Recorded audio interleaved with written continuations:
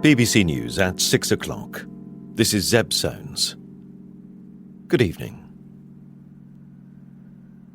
A number of Vietnamese families have told the BBC they fear their relatives were among the 39 people found dead in a refrigerated lorry in Essex.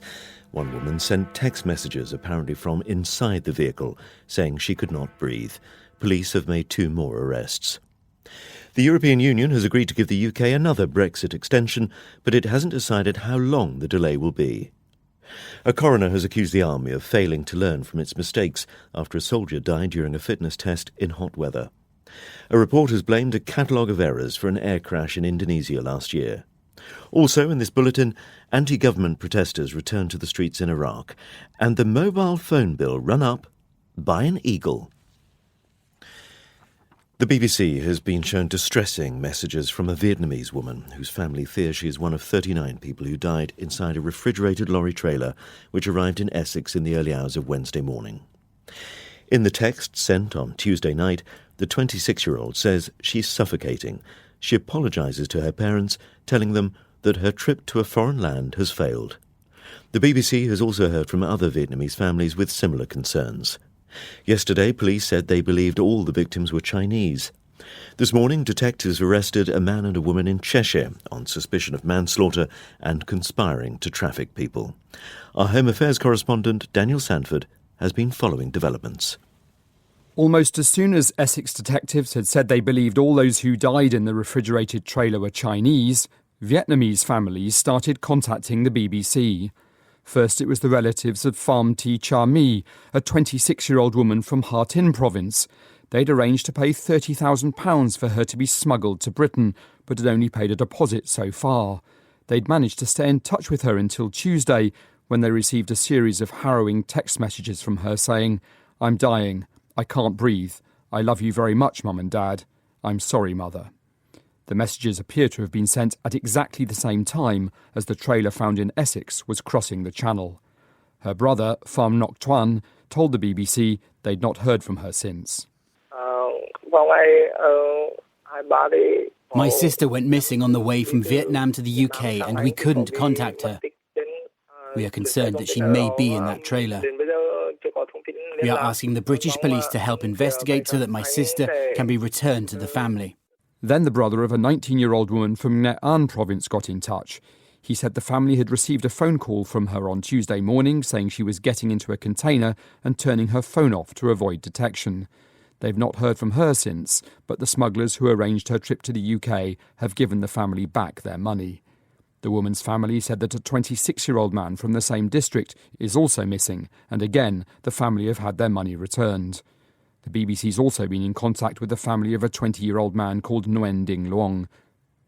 At least 2 other Vietnamese families are separately posting appeals on social media, and there are other names circulating in the British Vietnamese community. While Essex police have not confirmed a Vietnamese connection, they said today that as their investigations continue, the picture regarding identification may change. The BBC's been given details of the movements of the trailer unit in which the bodies were found, which was leased in the Republic of Ireland on Tuesday last week. A GPS tracker on the trailer, which is owned by Global Trailer Rentals in Monaghan, shows it crossing briefly into Northern Ireland, then heading down to Dublin and entering the UK at Holyhead before crossing the Channel to Calais via Dover. It then moved around between France, Belgium and the UK for 5 days, crossing the Channel several times before making its final journey across the Channel on Tuesday, arriving in Essex in the early hours of Wednesday morning. Danny McNamee is a solicitor for Global Trailer Rentals. We've transferred full data from the tracking system to Essex Police, and they are now in possession of that. It should pinpoint the full movements of the vehicle and any stops made by the vehicle at any particular time. Detectives arrested a 38-year-old man and a 38-year-old woman in Warrington in Cheshire this morning on suspicion of 39 counts of manslaughter and trafficking of people. They seem to be connected to the ownership of the Bulgarian-registered tractor unit of the lorry. A 25-year-old man from Northern Ireland, named there as Mo Robinson, is also still in custody. He's being held on suspicion of murder. Post-mortem examinations of some of the 39 victims have been taking place today. The police have not yet confirmed the nationalities of those who died. Our Asia-Pacific regional editor, Michael Bristow, considers what might drive people from Vietnam to pay huge sums of money to enter the UK illegally. Like China, Vietnam's communist rulers have been reforming the country's economy, opening it up to foreign investment and relaxing state control. Vietnam is becoming richer, but unlike China, it's not yet rich enough to prevent large numbers of people leaving. Its GDP per head is only about £2,000. Many Vietnamese, particularly in rural central areas, are still poor. Unemployment is high. Some see migration as their only chance of improvement. And in Britain, they can find opportunities, paying thousands of pounds, often borrowed, to get here. Nail bars, which have sprung up on many high streets, are one source of work.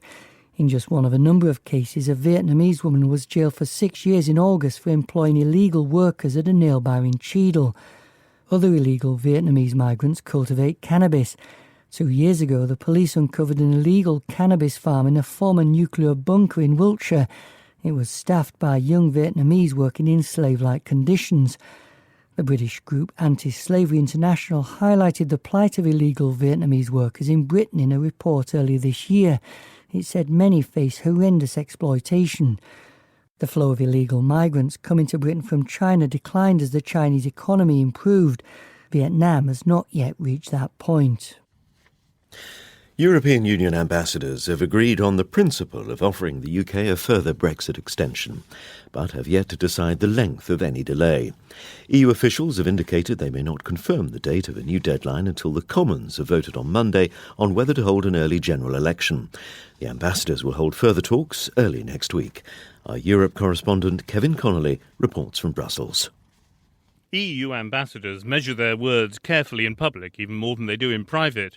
So when the EU negotiator Michel Barnier emerged onto the street in Brussels, he found himself pursued by a gaggle of reporters. He was in positive, but not expansive mood. Has there been an extension agreed? There will be an excellent discussion. Please. The EU ambassadors all agreed that a Brexit extension was necessary.